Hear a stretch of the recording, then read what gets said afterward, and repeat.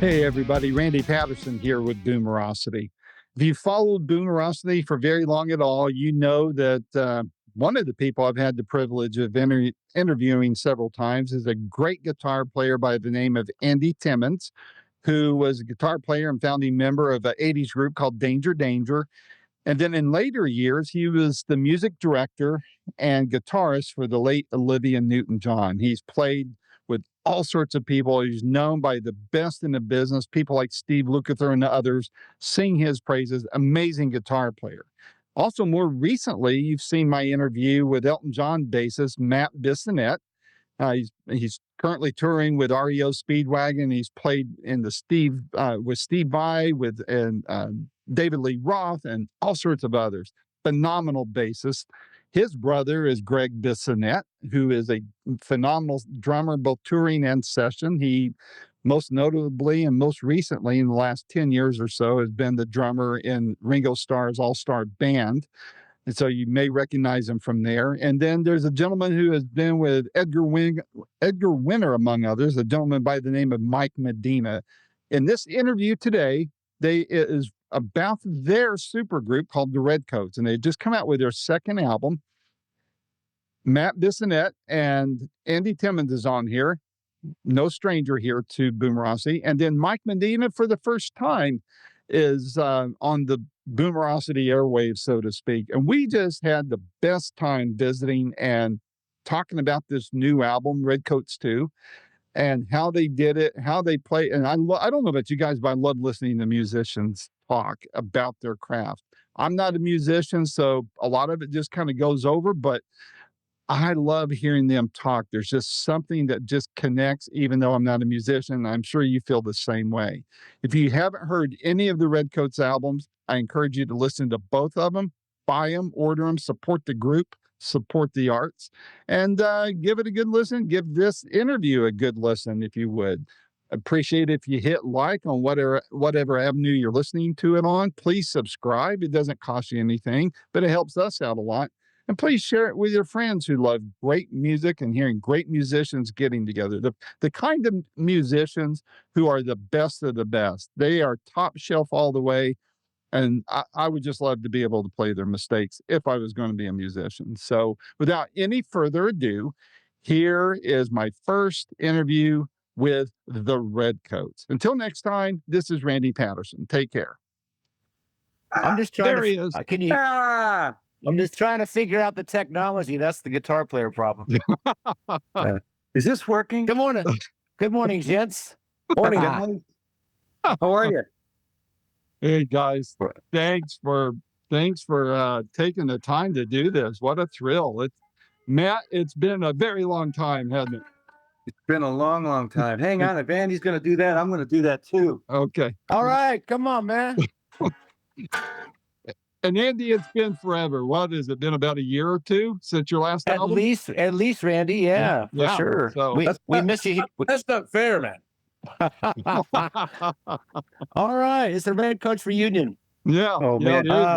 So McKinney, Mike and Matt, I don't know if you knew this, but Andy and I used to live, a couple, 3 blocks from each other in the same neighborhood in a North Texas town I won't mention for privacy's sakes.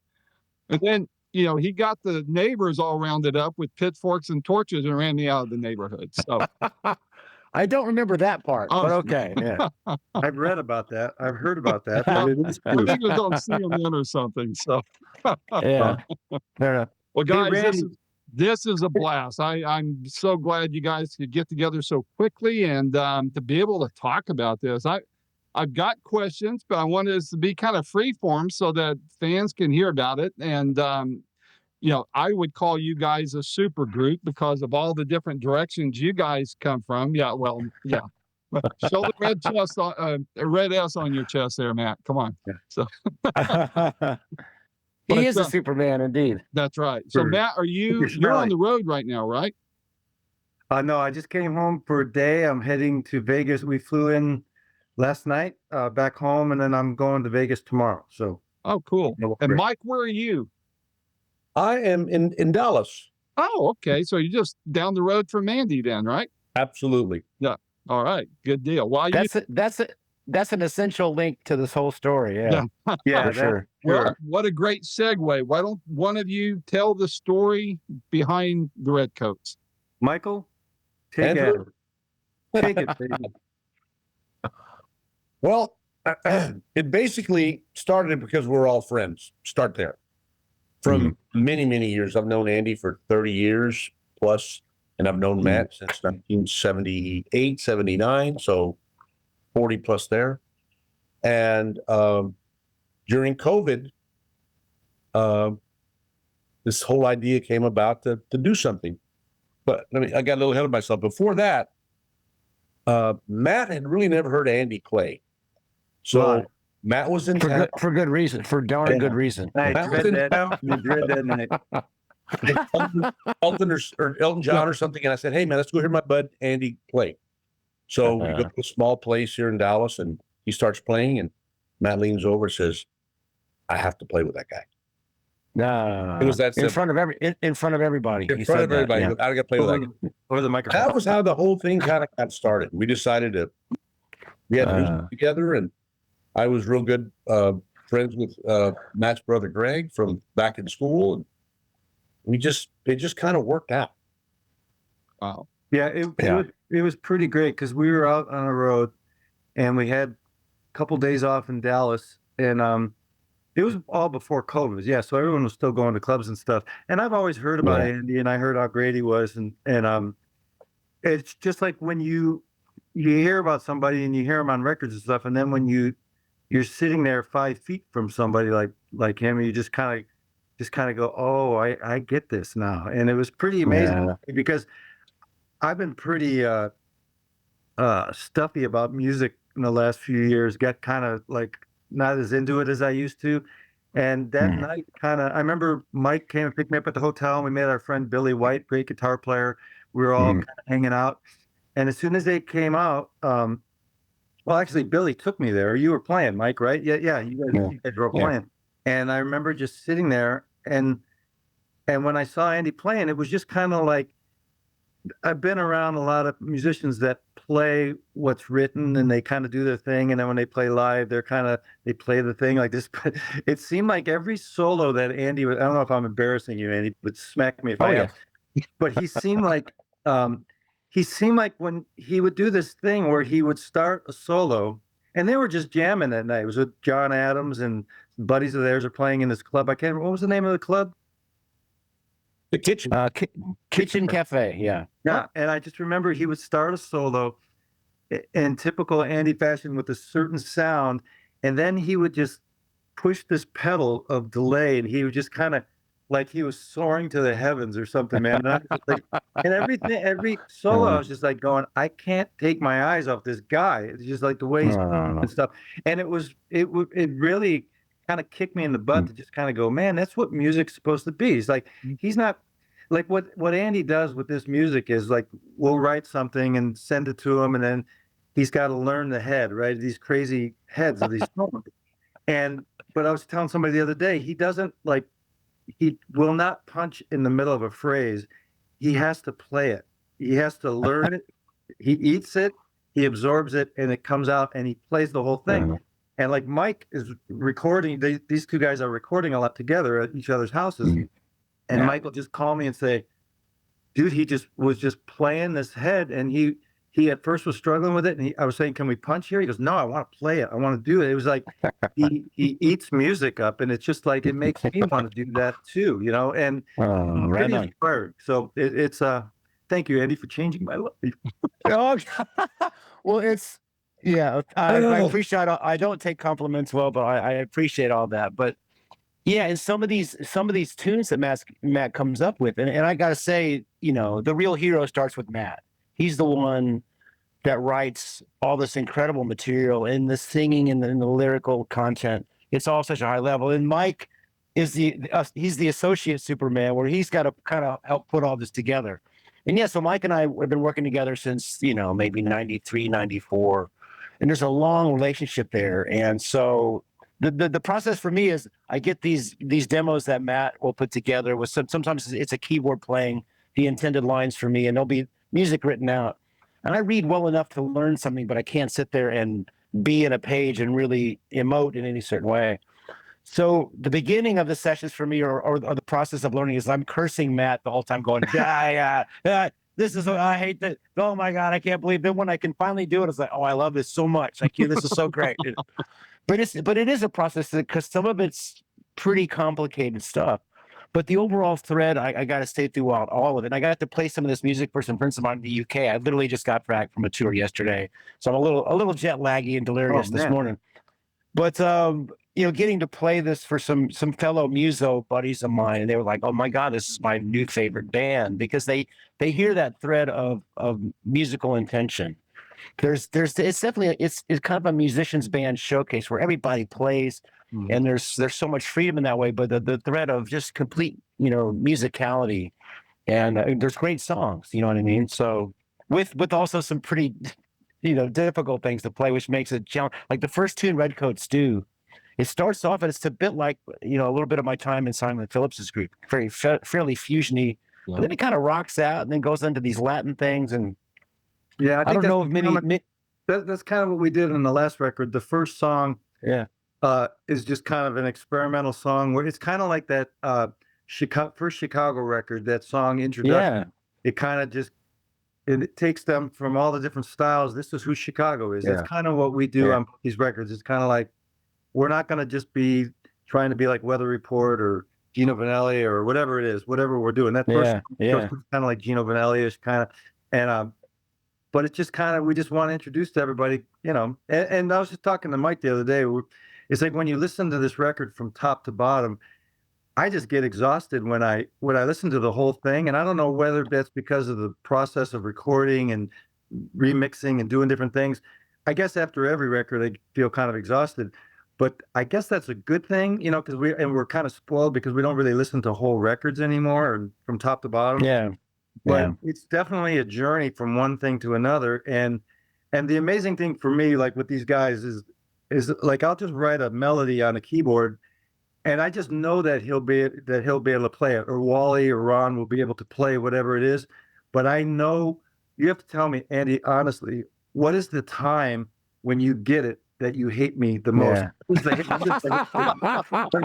It's usually the first listen of like, how the hell am I going to do that? Is that possible? I don't know if that's possible. That's the weird thing, is because I'm not really a guitar player. So, I mean, I can kind of tell the ranges, but I bet probably a struggle for you is to find out where to put it, right, on the guitar. Well, that's the case with any piece of music for me. I'm going to take the time to search and really try to feel what makes the most sense. Whether it's it could be a simple melody, I'll spend the same amount of time, but certainly some of the more complicated, I'm calling them dexterous lines, you got to figure out how to connect it. And sometimes the computer would have played it a certain way. Well, I'm trying to at least get that energy or whatever that thing is about. But then I got to make it human.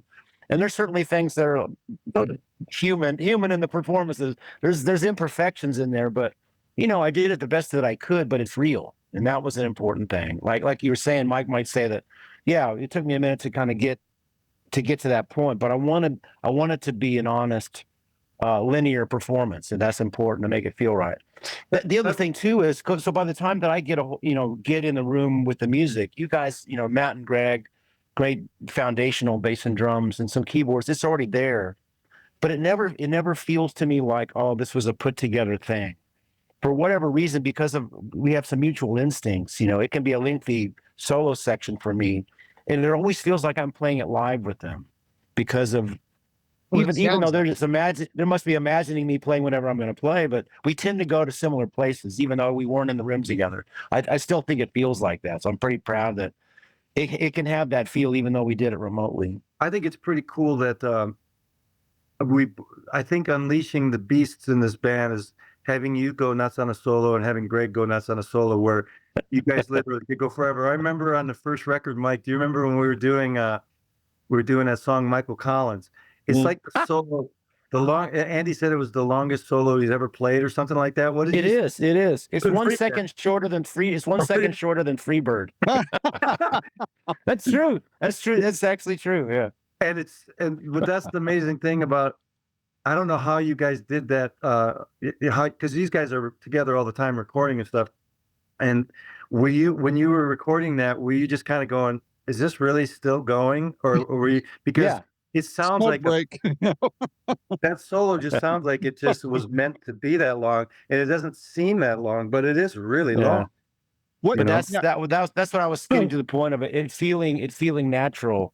Yeah. And it couldn't have been more than one or two takes. That's the beauty of Mike and I. That I was saying earlier, the essential part as far as my participation is having Mike nearby, because it's so important, and it's not always possible to have somebody else in the room with you on Yeah. some of these remote projects. I do so many things where somebody will send me tracks, and I might fuss over it for days. But if I have Mike in the room with me, he's a great producer. Yep. He might have some, intuitive direction if he feels like I'm not quite naturally getting there. And then within the hour, we're going to have something usually that will be okay. And I think those solos there might have been two that we did.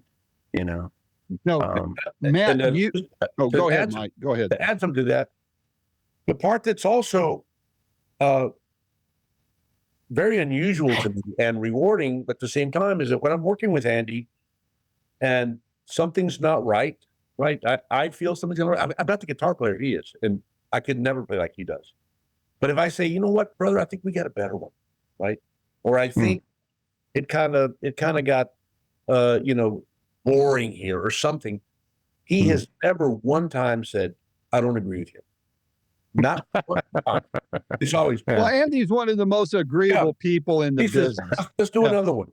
And at some point, I start second guessing myself. Right? Wait a minute. This guy's not even fighting back on me. He's like, let's do another one. that's the thing. I'm so happy to have the input, and I like a bit of direction, because I'll second guess myself all day, and sometimes the initial instincts can be the strongest. We all know that as musicians in the studio for years. A lot of times your gut is usually right, but not always, and so that's why a second pair of ears is always good to kind of keep that in check, and just even if what you did might have been cool, but just to try. And that's what makes a band, and that's what makes something stronger than a solo effort. Because Matt all along could have gone, no, I need it specifically like this, but largely he kind of just gave us carte blanche. Guys, do what you want. No, why wouldn't I? I mean, why? I mean, that's the thing. I think Mike is actually the secret sauce, the secret weapon of this whole thing, because you guys, when you're doing, I know that sometimes with the amount of recording and the time and just how much energy this takes, you guys kind of fight your way through getting what you guys are both happy with, And I know, Mike, you've done that to me with bass parts or different arrangement parts of the songs, and you'll fly something back to me, and I'm going, oh man, I don't have the time or the energy to do that, but it's usually always right. Mike, you're a great producer, and you kind of, you saw this thing, both these records, as the long-term vision. I remember you kind of saying, I want this to sound, after you sent me some mixes, which were great, you're going, no, I want it to be better than anything else. I want it to sound better than anybody else. So I'm going, that's right. Goal, So he's going, I was listening to a Steely Dan record the other day and want it to be like this. And it's like, I get exhausted earlier and I get lazy and I just think it's fine.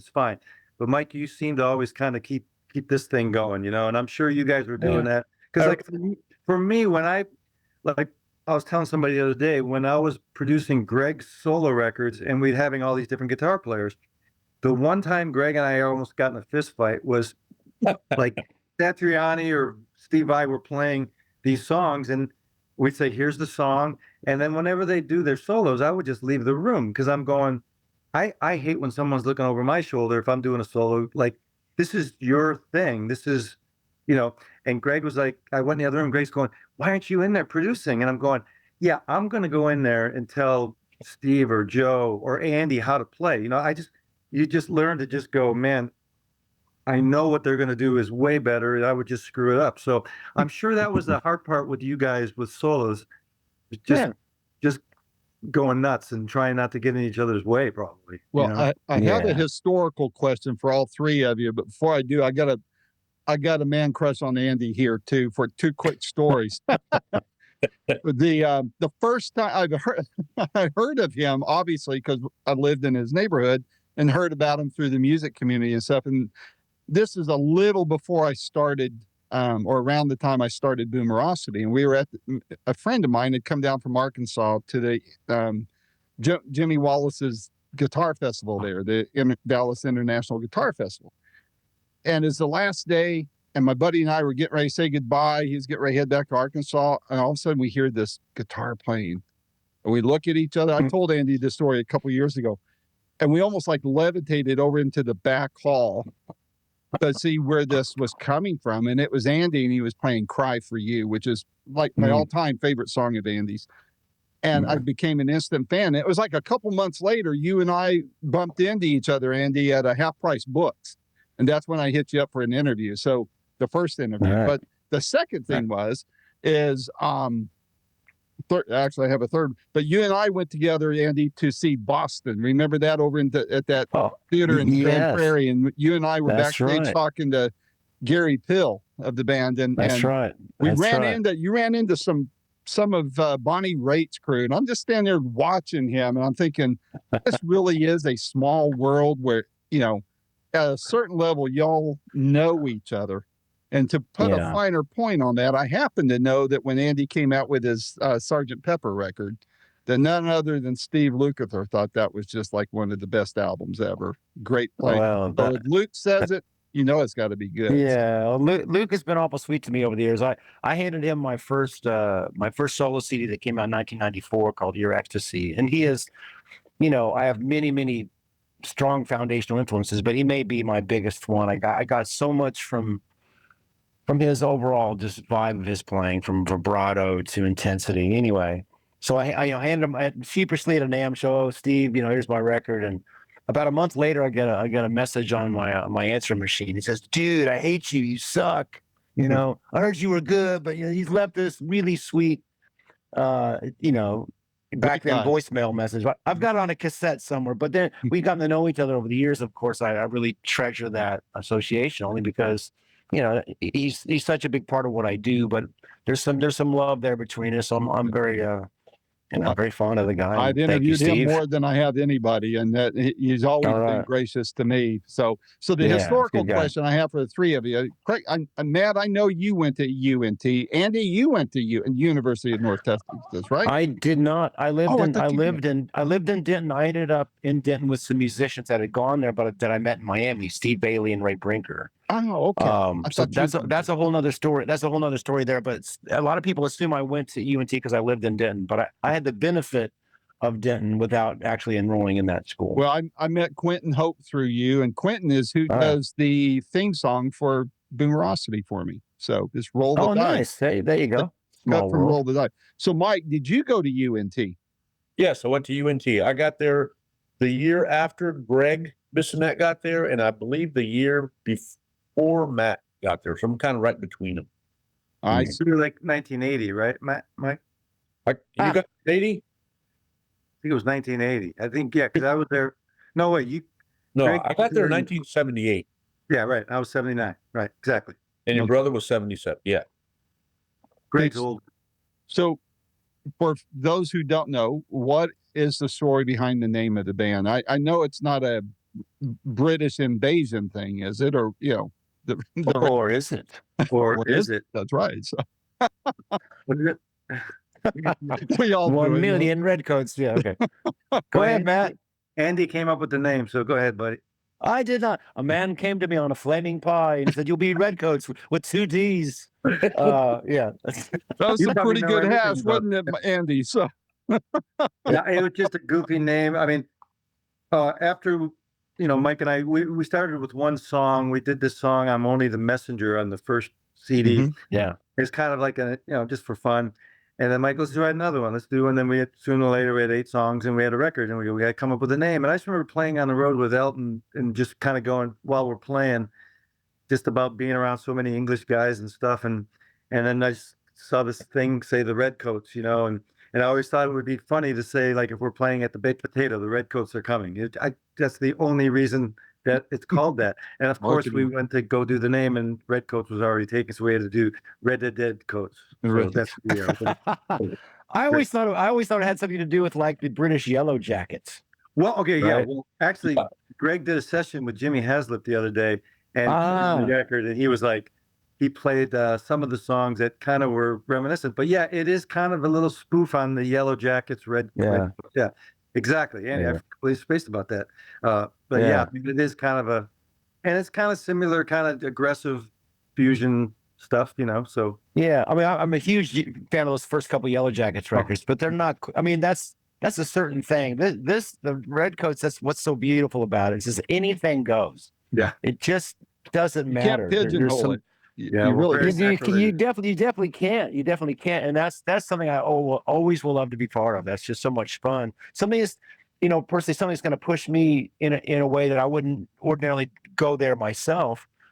But to be a part of it, to have these difficult lines set in front of me, I like, okay, this is good. This is a challenge. Let's go about it. The tough thing is making it sound like it's not difficult, making it sound like this is just music, and it is. So Well, you're a Yeah. very patient man, because one of my pet peeves when people send me songs is like the keyboard bass part where it's like a fretless going, Yeah. doing crazy stuff. And I hate it. it is. When I play it, I'm going, oh man, I would never play that. That's pretty cool. And lately I've been Right. sitting around my house writing like little easy swing songs, like Chet Baker, old school stuff. Oh, And, oh and, yeah. and what I've been doing lately, which I've never done after 62 years, because every bass solo I ever play sounds like a typical bass solo where you're just kind of playing, and you never know. But with a bass solo, you got to keep the groove, but you can't really play too lyrically because the whole thing breaks apart. But I'm thinking, so I'll play like a walking bass line, and then I'll sing solos, right? Oh yeah. And then it forces me to go, like, I'll sing the whole thing and then just kind of go, Yeah. because anything up here I can sing, I can't do Yeah. it here because it's completely different for me. You probably, Andy, you play what you hear because you're so proficient at Yeah, this to this, but but it's a great exercise. It's a wonderful way to practice too. So And it's that's a humbling. cool thing you're doing. it's Yeah. very humbling, because then I'll go to play what I sing and I go, I would never do this. So lately I'm just sitting around doing all this stuff going, that's the way great musicians play. They play what they hear. But for me, for going from bass, from what I'm hearing to this, Yeah. never Yeah. happened before. So for me, that's a good experiment. And now if I listen to any solo I've ever done, I just gag, just kind of. But there's such beautiful elements of bass melody throughout both Redcoats records that I'm going to have to argue with you, because you're playing some of the most lyrical, beautiful bass melodies. Well, but thanks. maybe that's because it's coming from the composer. I think it's Brain. I think those things are more because I'm sitting there looking at a song going, okay, how about this? And Well, that's all you got to do for your solos, because it really is the same thing. It's Bill Evans. Bill Evans had the beautiful quote saying that jazz, improvised music is a minute's music in a minute's time, whereas a composition can take you a year to get that minute. But it's coming from the same place. You just got to connect the fingers. Don't connect the fingers with the mind. Yeah, I've been chasing that rap for a long time. You I'm got sure Mike, it. we talk about that all the time, Mike, right? Like, well, Yeah. because by the way, Mike plays everything, and he plays everything well. He's a great drummer. First at North Texas, when I first met you, you were primarily a bass player. I mean, a drummer. But I remember one time he came up to our house and we were sitting around, and I was playing some Marcus Miller thing, trying to learn a Marcus Miller record like everybody was then. And he goes, "Hi, show me how to do that." And he picks up the bass and he just starts doing it. And after I go, "Mike, that's pretty amazing." I remember my old white Music Man bass, and he just starts thumping on it. I go, "Mike, that's really good." He goes, "Yeah, a couple of weeks later, he's like just figuring everything out." And so now he's like one of the top bass players in Dallas, and he also plays percussion like crazy and everything. He's playing guitar, he's playing keyboards, he's doing all this stuff. Not to float your boat there, Mike, but it's pretty amazing to see that you started as a drummer and you're just doing everything, and then you're producing, and then you're teaching Pro Tools, you're doing all this stuff. It's pretty amazing to see your life after all these years, how many different things you do well. Pretty crazy. Yeah. And he's an amazing teacher. He's been my teacher for many years when it comes to all things recording technology. But I've witnessed him in the classrooms and how he conducts, because he's a professor at the local university, and the students are lucky to have him. He's a wonderful role model and a great teacher. It comes very naturally to him. And most importantly, he knows where all the good barbecue is. But He does. And Tex-Mex. Randy, That's no one more joke. thing I don't want to overlook with this whole project is that both records were done completely remotely, right? Yeah. And it's to the point where I've never met the keyboard player. That's true. We did one gig and we had a sub keyboard player. So I've never met Wally, right? I've never even spoke to him on the phone. So that's how remote it is. And, I'll listen to the finished product sometimes, and I tell myself, man, these guys have unbelievable ears to be able to fit your part into something that's not moving, the part that's already there. And somehow, Especially since the demo keyboard parts is pretty much me, who I can't really play piano, just playing these chords like this. Like, yeah, that sounds good. And he has to interpret that, him and Ron Pedley did the gig with us. And so they kind of split the keyboard chair on this record. Wally's super crazy busy. And so it's kind of like we have these two guys and they're both amazing. But the fact that they can separate these chords to me and figure out the mess and make it musical is pretty amazing. It's kind of like the guitar demo stuff that I throw at you or whatever. It's, you got to weed through all that junk just to find out what is you're supposed to play, So that's the greatest thing about this band for me is just, first of all, knowing that whatever you write, they can play. Like you tell Greg, we're going to do like a kind of crazy thing.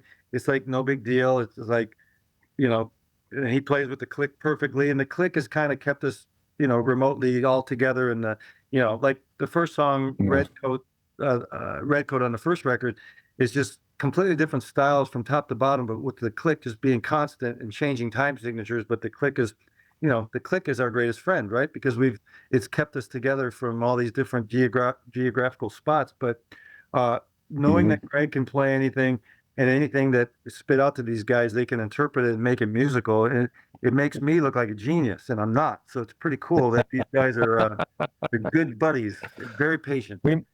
We might argue that statement, but yeah.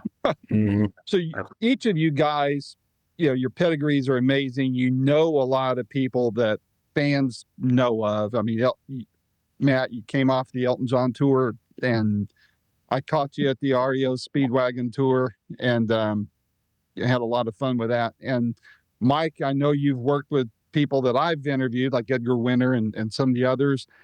Andy, you play with, God and everybody, and you were with Olivia Newton-John for many years.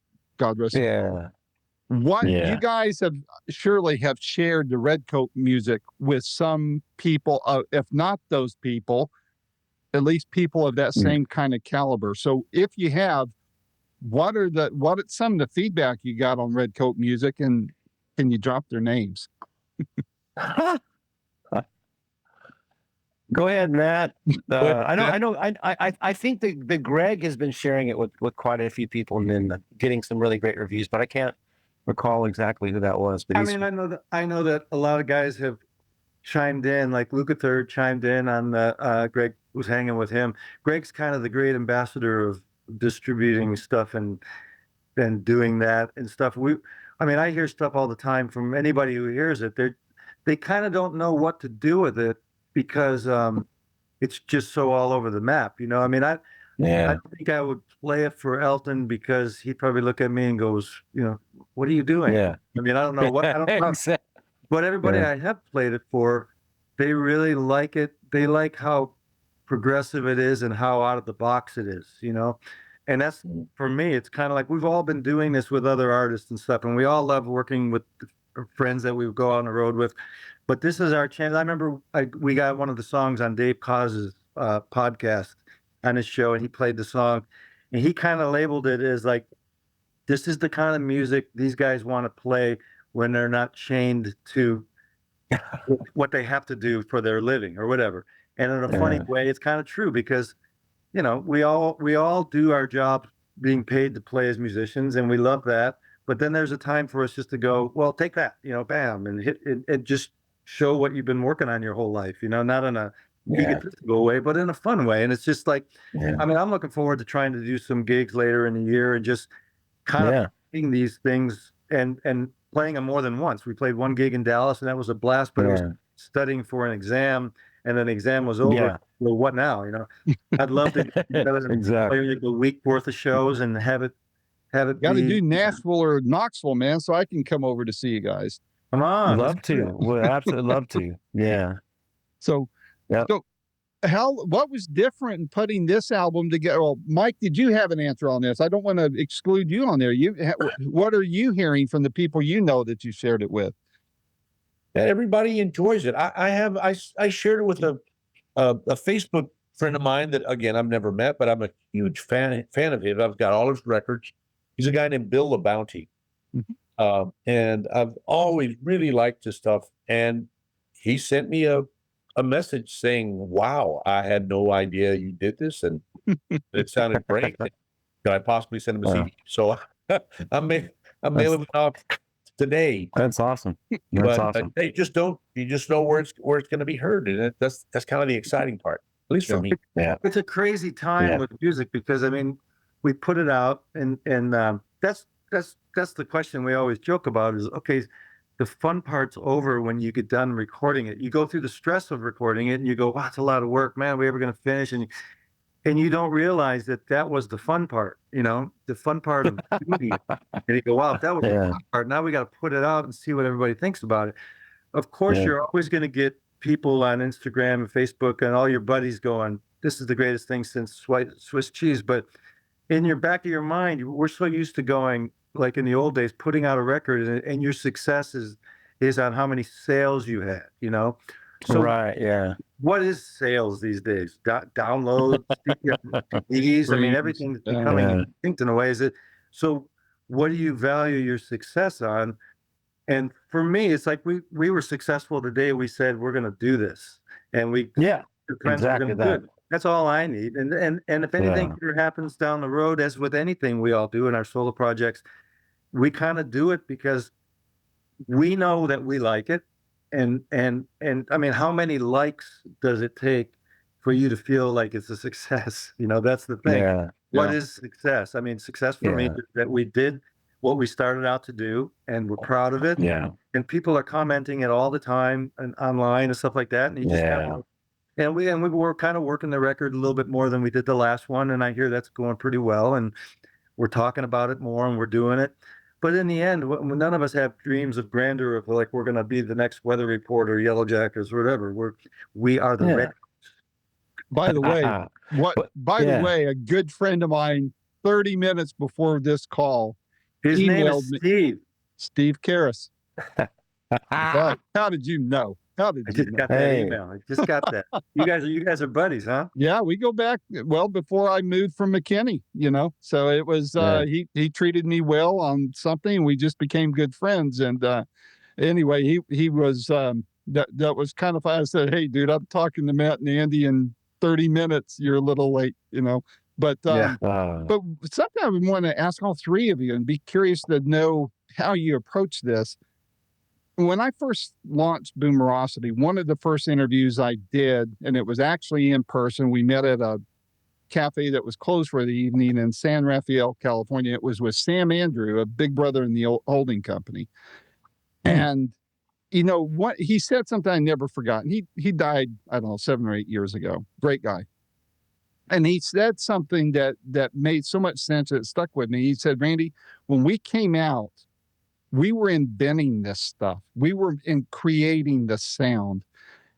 And he goes, now you have a school that cranks out 500 kids a year that can do Hendrix as well as Hendrix. So that kind of fueled the question in me is, for you guys, when it seems like everything has been said and done in music, what keeps it fresh for you guys? What keeps it interesting? What keeps it, I mean, for a fan like me, I barely play an air guitar, but to listen to you guys, it's always something new and fresh, even though I have a pretty good musical memory of, years gone by. For you guys to play it, and in most cases where you're on stage every night and you're playing the same thing over and over and over again, what keeps it fresh for you guys? What keeps those creative juices flowing to be able to do a fun project like Reddcoats? Barbecue. Yeah, exactly. Just start with barbecue. Spring Creek. Speaking for me, it's the never-ending search for a good song, and then just a good emotional performance on some level. You know what I mean? I think for me as a guitar player, it just seems like we're scratching the surface. Wow. I mean, I take your comment from the guy from Big Brother. I understand what he's saying, that there's so many people doing it. But again, it doesn't mean there's nowhere to go. I think there's plenty of places to go, and records like the Reddcoats records kind of showcase that on so many levels because of the variety of things that Matt is writing. There's incredibly great pop tunes that could be hit songs if we were living in a culture that was possible for guys like us. But again, I don't think, those visions of grandeur like Matt was talking about are really the goal. I know that I'm successful when somebody that I respect likes it, or somebody that I love respect. And that starts with this band of people. When Mike gets excited, Greg gets excited, Matt gets excited, I'm there. I am absolutely there because these are guys I love and respect on a very, very high level. And so that's already successful. I'm not speaking for everybody else, but that's kind of a thread. We want to make each other happy because we know that that's a pretty high bar because of everybody, all these guys I've worked with, the best in the freaking world, Mm-hmm. So that's a good place to start. And then of course it's really gratifying when other people do resonate with it. But in the middle of it, you're just trying to do the best you can and keep pushing that your own personal bar to hopefully, get to that level you wish to. You may never get there, but that's what drives us, that continual search and just wanting to keep getting better. What about you, Mike? Speaking for me, it's the actual conversation that the musical language has, right? Mm-hmm. It's having that conversation, and it really hit home. Andy and I played about maybe 2 or 3 weeks ago with the harpist that we played for forever. Oh yeah, Cindy Horseman, just as a trio, yeah, bass and guitar, and we played an opening set here in McKinney, and one of the fans came up to me after the show. He said, "Man, I could not keep my eyes off of you three guys," and I said, "Was it something we played?" He goes, "No, it had nothing to do with the music." That's how he put it. I said, "Well, what was it?" He goes, "It was the conversation between you guys on what was going to happen next, and nobody said a word, right? Nobody was talking." He goes, I couldn't get over what that conversation looked like as you guys played." And I go, "Oh my God, you got it, right?" Yeah. Understand. So for me, that's what keeps it fresh is when I play with these guys, to have that conversation between you with music, man. There's nothing else like it. And I'm just gathering that most people will never understand what that feels like. It's very special. How about you, Matt? I thought you were going to say they couldn't take your eyes off you because they had a neck brace.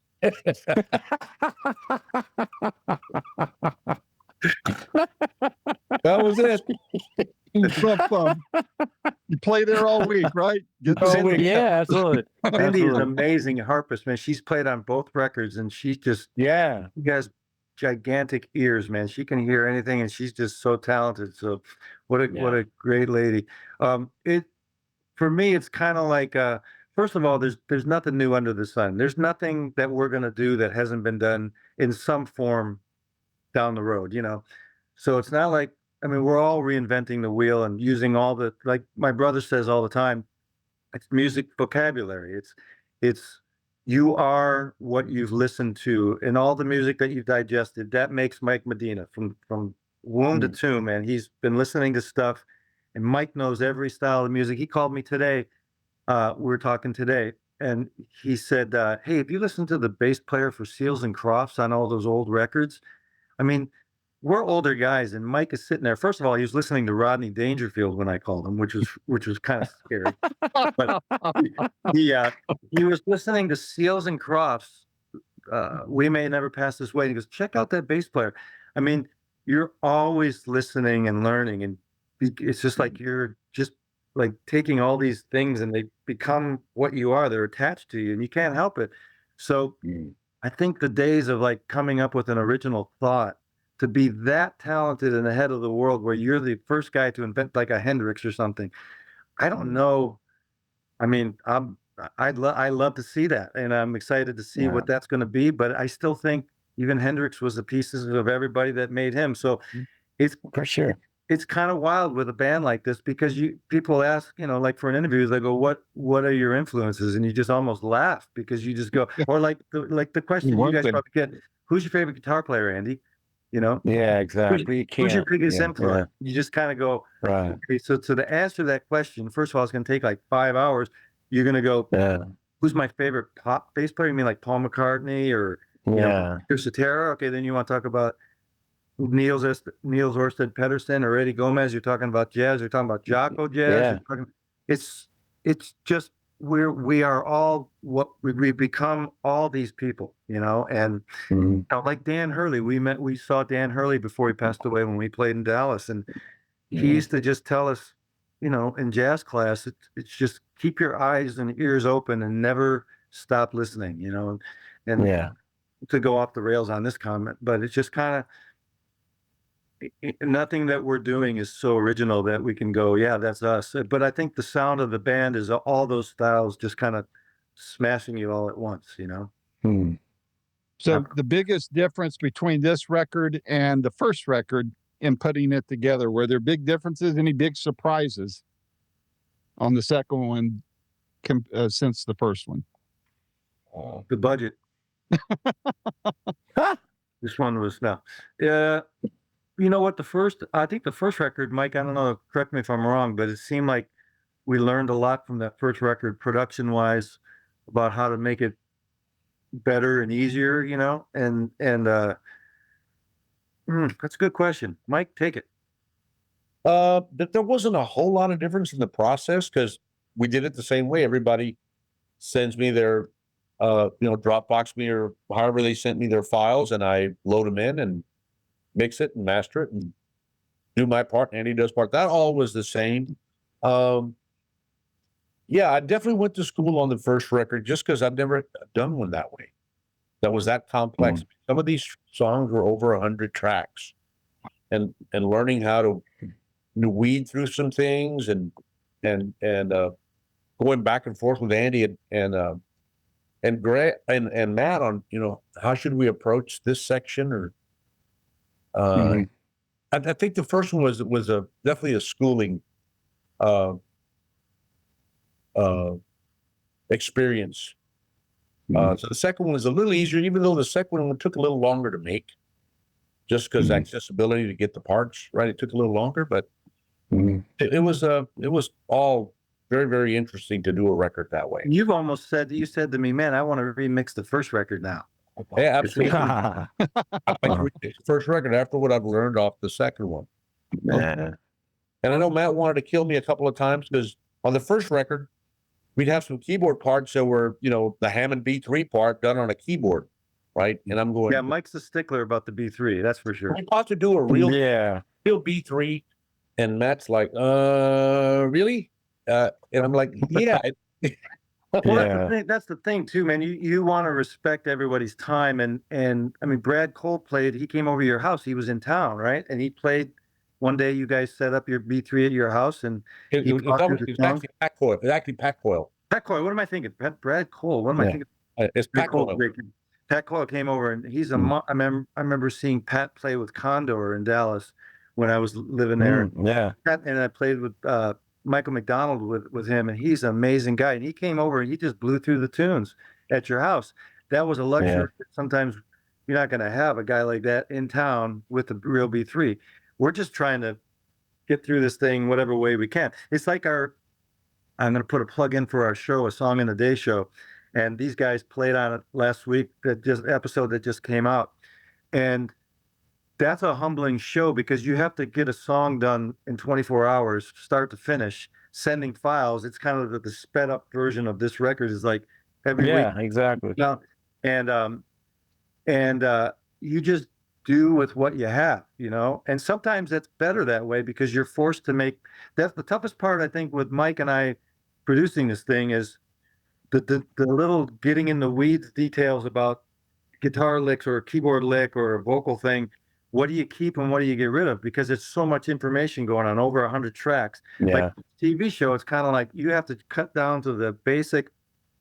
This is the decisions and make decisions like that. And I think that's all better because the first thing that comes out of these guys is going to be probably what's going to stay in the mix, you know? Yeah. And Yeah. it's a humbling thing to do a song in a day and you're going to put it out for your friends and everybody. And it has to, be a song. It doesn't have, it's not called the best song of the day show, it's called Song of the Day Show. But these guys played Awesome. last week and they were amazing. Andy, I haven't even talked to you about it. Were you cool with it? I still gotta watch it. I literally just got back from my UK trip, so I got lots of stuff to catch up on. Okay. Yeah. I saw some of So the video. I will I was just say going to again. say, Andy, I saw some of the video of you over in the UK doing that that your version of running down the street like from the Beatles movie. Oh, that was a crazy, like, what do you want to call it? Just a crazy spur of the moment thing that happened. We had met with a wonderful author named Mark Lewison, who's one of the preeminent Beatle authors out there, and he was showing us all around Marylebone Station and all the different parts of A Hard Day's Night and where they were filmed, and said, "Yeah, that's the street where the movie starts. Well, you guys go down there, give me your phone, and I'll record this." Oh, And I fun. looked at back and I said, "Look, it looked exactly like the intro Nailed to that it. movie." I couldn't believe it. Nailed it. It was so much fun. But we went on a deep Beatles, whole sightseeing tour all over London. We went to Liverpool, and then I had a few shows with the band over there. We got to play the Cavern and a few other places, wow. and Very cool. it was a Beatles deep dive. So that was a trip to remember for sure. Andy sent us a video. Did you say I was just running with my dog? He sent us you guys running down the street where the Beatles were Yeah. sitting. That's what I was just mentioning. That was so Yeah, cool. right. That was in the same spot. That was the rail station called Marylebone Station. That's where that whole intro of the Hard Day's Night was filmed. It was just so weird to see that's the It was. But wasn't it crazy when you were in those spots and you're just going like at John's house and everything, just going? Yeah, this is where it happened. We went to Wimpole Avenue where the Ashers lived. Paul lived in the attic. From when he moved to London with his girlfriend Jane Asher, and there was the window. I'm looking in there. There's an open window, so that's where he wrote Yesterday. Wow. Hell Man. yeah. Being on 3 Savile Row and looking up to the rooftop and going and seeing that street. Now that the Get Back film is out, Let It Be is finally coming out this Wednesday, May 8th. It's going to stream on Disney. It's a good time to be a Beatles fan. So it was a nice time to go over and see all these sites because I'd just never done it. I'd never been to Liverpool ever on tour, and so we had 3 days there and just saw everything. It was incredible. That's I great. want to be Yeah. respectful of the time for all three of you. And there's 2 questions I'd like to ask you, and you can do them each one however Sure. you wish. One is the 2-part question is, which song from Redcoats 2 would you personally pick as the calling card for the rest of the record? And before we hang up, whether you piggyback onto the answer of the first question, I'd love for you to tell fans what is on your personal radar, job-wise, music-wise, coming up this year. So, Matt, I'll start with you. Calling card of this Calling album. card for this new Redcoats 2 record. Boy. For me, probably the first song, Redcoats 2, just because it's kind of, it shows everybody kind of what they do. There's a piano solo on the end. Andy's doing his Jeff Beck, which is amazing to me. That's amazing to me, Andy, that you guys pulled that off and you played exactly what I was kind of doing on the keyboard, not knowing that it would ever be pulled off. That was pretty amazing. And then Mike and Greg trading licks, and then it's got vocals on it too, so it's kind of got a message to it or whatever. That's kind of my favorite tune. I don't know if that answers your question about calling card, but that's probably my favorite song on it. And I mean, it's kind of hard to pick one. It's like that question, who's your favorite bass player? In a way, you kind of go, I think that's still, when I hear that's probably my favorite song. And for me personally, what I'm doing, I've been out with REO for the year. I'm subbing for Bruce Hall, who had back surgery. So we're waiting for him to come back. So we're doing that thing and doing that Song in the Day show, which is on YouTube, and doing that thing and just writing a lot and just trying to relearn the bass, basically, for me, from a lyrical aspect, try and shed the ways of what I've been and try and become something new, a butterfly of sorts, Andy. Yes, very nice. How about you, Mike? Oh, there you go. Mike, how about you? What calling card and what's up next for you? Calling card would probably, I'm probably with Matt on that one. It has so many different styles in one tune, and it kind of showcases everybody playing. So I like that one, and I also like All for Me, which is a vocal tune that it's the second tune that Matt. It's a great tune, and that was that's also a very powerful tune. As far as what's up for me, man, I'm just teaching here at school and trying to get better at what I do. I know Andy and I have talked about maybe doing a new Punk Kings record, possibly. It's very fake right now. It may or may not happen, but at least we're talking about it. I had fun doing the first two Punk Kings records, and those are some great times. So maybe that's a possibility. That's hopefully will happen.